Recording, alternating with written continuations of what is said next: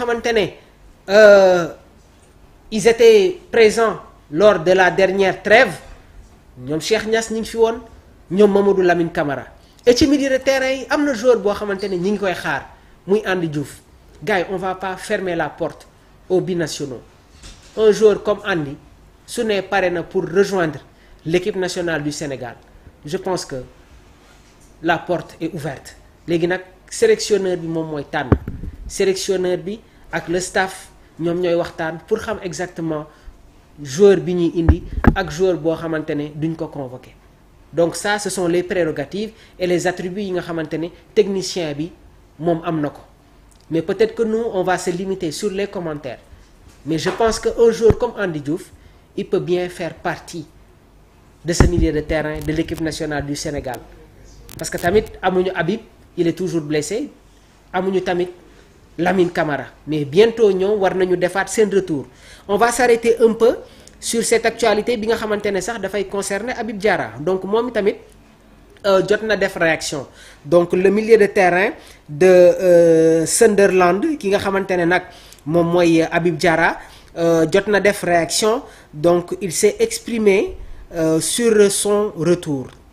donc Habib Diarra jot na annoncé son retour à la compétition ce sera pour le match contre Newcastle une excellente nouvelle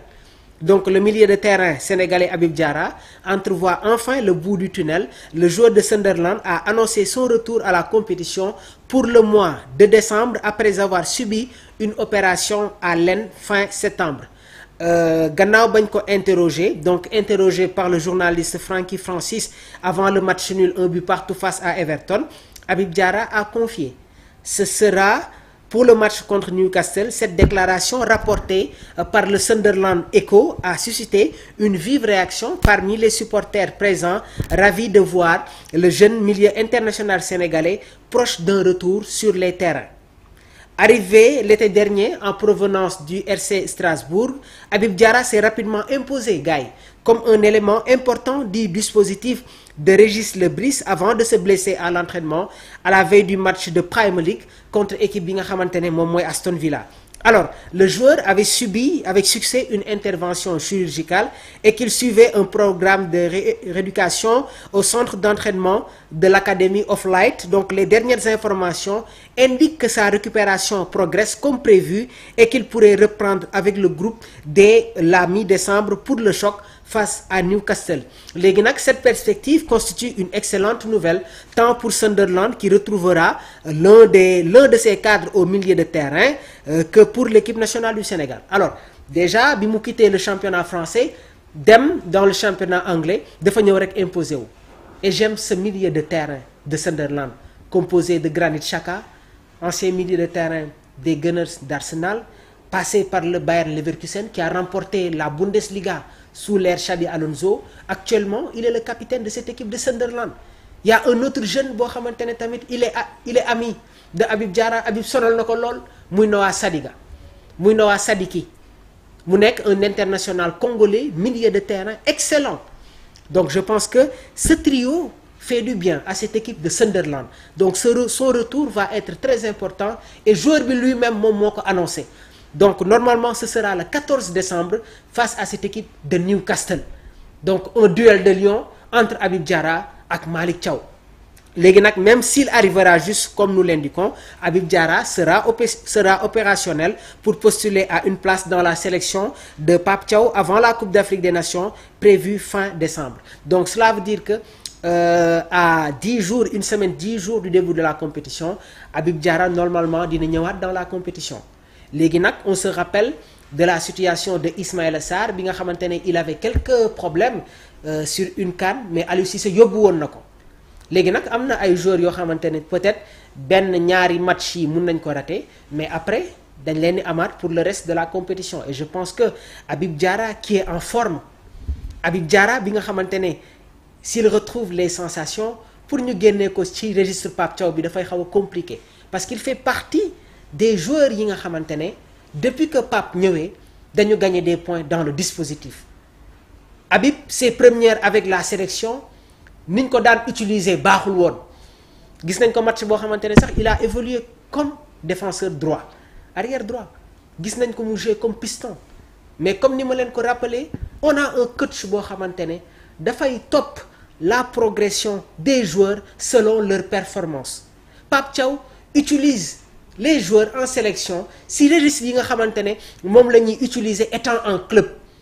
et c'est ça la force de l'équipe du Sénégal. Pape Alassane Gueye daan nañ ko gis muy jouer comme sentinelle avec les Lions mais bi mu ñëwee Villarreal dafa nekk ci benn recomposition de style c'est-à-dire si Villarreal joue avec un schéma 4-4-2 au niveau du milieu de terrain dañuy am Komé Sagna ak Pape Alassane Gueye qui se retrouve comme relayeur. Si c'est un milieu de terrain à 3 dans un triangle ouvert composé de Komé Sagna comme sentinelle, Dani Parejo l'ingénieur, Pape Alassane Gueye dafay am un rôle beaucoup plus offensif et soo leen xoolee depuis que Pape Thiaw est à la tête de cette équipe dañuy gis ne que Pape Alassane Gueye dafa am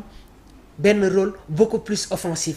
parce que il a cette capacité de se projeter et lecture de jeu bi nga xamante ne am na ko ci yenn situation yi il a cette palette qui lui permet de faire des passes qui cassent des lignes et il y a une coordination extraordinaire entre moom ak Idrissa Gana Gueye. Léegi nag je pense que Pape Bouna Thiaw réussit à resserrer les lignes comme je l'ai toujours dit il doit y avoir des lignes entre les différents des links entre les différentes lignes permettant encore une fois aux attaquants d'être très proches des milieux de terrain et loolu daf leen di permettre ñu bañ a def des courses yoo xamante ne daf leen di gaaw a sonal. C'est un aspect tactique très important. La fois dernière on a évoqué conditions physiques des joueurs. Bërki démb nag j'ai échangé avec un technicien bi nga xamante ne mi ngi nekk dans le championnat espagnol mu ne ma il y aura des surprises sur le 11 de Pape Bouna Thiaw mu ne ma il y aura des surprises lors de la CAN sur le 11 de Pape Bouna Thiaw maa ngi leen koy wax gars yi avec le retour de Lamine Camara et Habib Diarra qu'est-ce qui va se passer face au Brésil lan la ñu Pape Thiaw di indil. La fois dernière neewoon naa leen que am na yenn équipe yoo xamante ne sooy football ak ñoom il faut avoir une densité au niveau du milieu te seetaan ngeen yenn match Sénégal yoo xamante ne quand la situation est bloquée yenn milieu de terrain yi ñoom ñoo koy débloquer. Le but de Pape Matar Sarr face au Soudan bi ñuy football contre Angleterre gis ngeen le deuxième but de Habib Diarra et si ñaari but yooyu noonu yépp Kalidou Koulibaly le capitaine des Lions moom moo def les passes décisives c'est-à-dire on a des milieux de terrain yoo xamante ne xam nañu comment s'engouffrer on a des milieux de terrain yi nga xamante ne ils savent comment jouer entre les lignes parce qu'ils ont cette capacité de projection sànq nee naa leen dinaa leen jox déjà le 11 brésilien qui se dessine le 11 probable face à cette équipe de l'équipe nationale du Sénégal donc sur les milieux de terrain comme ni ma leen ko waxee Andy Diouf mun nañ ko xaare ni dans la sélection la porte n'est pas fermée et Andy Diouf ak Pape Alassane Gueye xaw nañu nuroo tuuti profil donc man gëm naa ne que il y aura des surprises demain sur la liste sur les attaquants je pense que foofu la Sénégalais yi di gën a prêter seen attention Ismaïla Sarr va être là Iliman Ndiaye bërki démb seetaan nañ ko contre Everton ñu bëri tiitoon nañu mais heureusement le staff médical bëggul woon jël des risques moo tax ñu génne Iliman Ndiaye mais c'est juste benn gêne boo xamante ne amoon na ko dans cette partie Ismaïla Sarr qui retrouve les sensations un Ismaïla Sarr exceptionnel avec Crystal Palace bi nga xamante ne mooy former le trio d'attaque avec Jérémy Pino ancien attaquant du Villarreal ak Mateta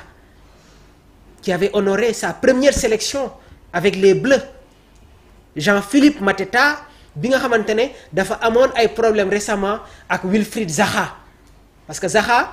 daf ko doon critiquer ne ko doo mës a dem jouer avec les Bleus Didier Deschamps l'a convoqué donc c'est une réponse positive entre les deux footballeurs Ismaïla Sarr qui fait partie des joueurs les plus importants maintenant ci équipe bii di Crystal Palace et je pense que son entraîneur Olivier Glasner boosté na ko waxtaan na ak moom Iliman Ndiaye gis ngeen ko depuis l'arrivée de Pape Bouna Thiaw il y a eu cette communication gis ngeen la récente sortie de El Hadj Ousseynou Diouf bi nga xamante ne il nous a fait savoir que Pape Thiaw a dit à Iliman fais-toi plaisir libère-toi et libération boobu noonu moom moo permettre à Iliman actuellement d'être le dépositaire du jeu sénégalais parce que c'est un joueur boo xamante ne il est capable d'évoluer benn ñaar et mettre en selle les attaquants yi nga xamante ne ñoom ñoo nekk ci kanam. Nicolas Jackson qui a marqué son premier but en Bundesliga avec le Bayern Munich moom itamit il retrouve de la confiance, bien vrai que démb je pense que c'était un match très tactique entre Vincent Kompany ak ki nga xamante ne moom mooy Luis Enrique. Après le carton rouge il fallait amener une densité défensive, moo tax sax je pense que Nicolas Jackson n'a pas fait son entrée, mais dans la gestion sur la possession de balle Nicolas peut être très important, donc il va faire partie du voyage. Boulaye Dia gis ngeen sortie bi nga xamante ne jot na ko def bërki démb. Mauricio Sarri son entraîneur jot na yëkkati ay kàddu pour faire taire un peu les critiques. Donc Boulaye Dia ça fait un moment moom itamit il ne marque pas de but, 8 matchs, il y a des critiques. La Gazzetta dello Sport am nañu tamit benn article boo xamante ne génnee nañ ko ci moom, mais son entraîneur Mauricio Sarri veut tempérer les choses. Boulaye dafa amoon benn blessure à la cheville, je pense que loolu sax moo ko gën a indil ay problèmes. Mais comme je vous l'ai dit, c'est un cadre de l'équipe. Il a fait de bonnes choses avec la tanière bi muy nekk Stade de Reims dem ci équipe bi nga xamante ne mooy Villarreal. Donc Boulaye l'année dernière gis ngeen ko avec la Lazio, il ne jouait quasiment pas comme numéro 9 parce qu'il se retrouvait derrière Castellanos, l'ancien numéro 9 du Rayo Vallecano. Donc Boulaye se retrouvait comme benn numéro 10 et il était en concurrence avec Dele Bachirou nekk joueur boo xamante ne voilà moom c'est un international nigérien, Dele Bachirou. Léegi nag avec la blessure de Castellanos, donc il y a un trio d'attaque composé de Zaccagni, Boulaye Dia ak Isaacsen. C'est le trio de la Lazio. Léegi nag je pense que Boulaye a la chance d'avoir un entraîneur comme Mauricio Sarri bi nga xamante ne il n'hésite pas à sortir pour le défendre waaye tamit à le rectifier. C'est une bonne chose, je pense qu'il fera partie de la liste. Sur les numéros 9, est-ce que Pape Thiaw dina woo 4 attaquants? Récemment Chérif Ndiaye a été buteur avec Samsun Sport, gis ngeen ko moom itamit il est régulier avec l'équipe nationale du Sénégal. Ci trêve bi nga xamante ne moom la ñu jóge woon il a été buteur. Servi par Cheikh Tidiane Sabali, le joueur du FC Metz. moom itamit actuellement y a des clubs anglais yoo xamante ne pare nañu pour dem jëli ko, surtout en Championship. Cheikh Tidiane Sabali, donc gis nañu Southampton déjà rek commencé nañu jël ay informations ci joueur bi. Brighton, Crystal Palace ak équipe bi nga xamante ne moom mooy Brentford, 3 clubs yi nga xamante ne pare nañu pour dem jëli Cheikh Tidiane Sabali. Cheikh Tidiane Sabali donc moom tamit nekk na un joker de luxe pour Pape Bouna Thiaw. Cheikh Tidiane Sabali, à chaque fois qu'il fait ses rentrées, c'est de belles prestations, d'excellentes prestations, et un joueur très généreux dans l'effort, un joueur qui n'hésite pas à mettre en selle les autres attaquants. Habib Diallo, buteur face à la Mauritanie, week-end bi passé tamit il a été buteur. Donc est-ce que Pape Thiaw dina woo Boulaye Dia, woo Chérif Ndiaye, woo Habib Diallo, woo Nicolas Jackson? Soo si dolliwee Ismaïla Sarr, Sadio Mané, Iliman Ndiaye, donc déjà ça fait 7 attaquants. On va parler des 2 jeunes joueurs yi nga xamante ne tamit ñu ngi leen di xaar ni dans la tanière, muy Assane Diao ak Robinho Vaz. Il y a un autre jeune joueur boo xamante ne tamit ñu ngi koy xaar ni dans la tanière, muy Ousmane Sow qui évolue dans le championnat polonais. Ousmane Sow, un excellent joueur gaucher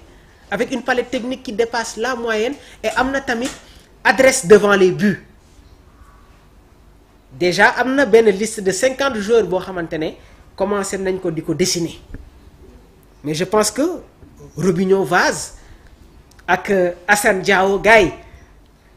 ils vont faire partie de la liste. On va être optimiste. Assane Diao gis ngeen ne que Cesc Fabregas, l'entraîneur de Como, tel na ko lancé dans la compétition, mais nee na nag il faut être patient avec lui. Seetaan naa ko bërki démb contre le Napoli dans un contexte très particulier,